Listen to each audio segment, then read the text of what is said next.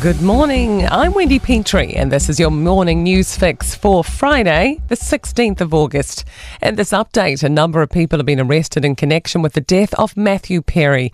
The Friends star was found unresponsive in his hot tub last October, suffering acute effects of ketamine and drowning. Perry had undergone ketamine infusion therapy to treat depression and anxiety, but his last session took place more than a week before his death. Drug Enforcement Administrator Anne Milgram says the 5 people charged, including the actor's assistant and 2 doctors, played a key role in Perry's death. They falsely prescribed, sold, or injected the ketamine that caused Matthew Perry's tragic death.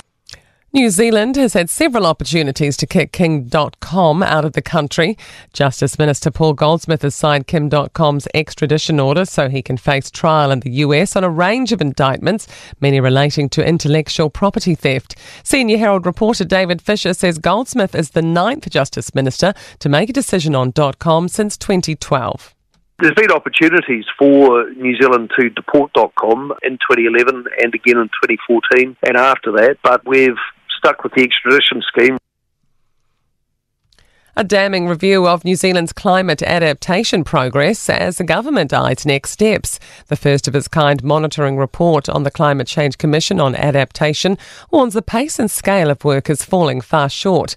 It urges lawmakers to enable local council decision-making on critical issues like a managed retreat and how to figure out how to split costs. The Prime Minister's talking up New Zealand's relationship with Australia ahead of his meeting with Anthony Albanese today. Speaking at the Lowy Institute in Sydney last night, Chris Luxon set the scene for his bilateral with the Australian Prime Minister this afternoon. And Australia is New Zealand's indispensable ally, partner and friend. And you are more relevant to us than ever as we forge our path in a more contested world. Luxon also promised to raise the issue of Australia's 501 deportee program, a program he's called out as unfair in the past. Auckland City Mission food parcels remain halted as an investigation into meth-laced lollies continues. Chief Executive Helen Robinson says they want to try and contact everyone affected before restarting the service, hopefully on Monday. No more free entry to Te Papa for international visitors. Ethan Manera reports.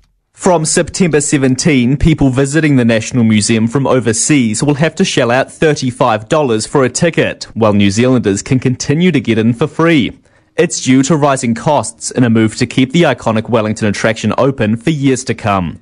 CEO Courtney Johnston says it will be a high-trust model, with visitors self-identifying their nationality. To sport now, and golfing great Sir Bob Charles has teed off on the idea that Christchurch might host a live tournament, expressing his consternation. Lydia Ko was tied for third after the opening round of the Scottish Open. The Olympic champion has carded a 3-under par 69, 1 stroke off the joint lead. And Penrith's push for a 4th consecutive NRL premiership has been rocked after half-time Nathan Cleary injured his left shoulder in their 24-22 loss to Melbourne. I'm Wendy Petrie. That's your latest news fix. We'll be back with the next update at midday from the Newstalk ZB newsroom.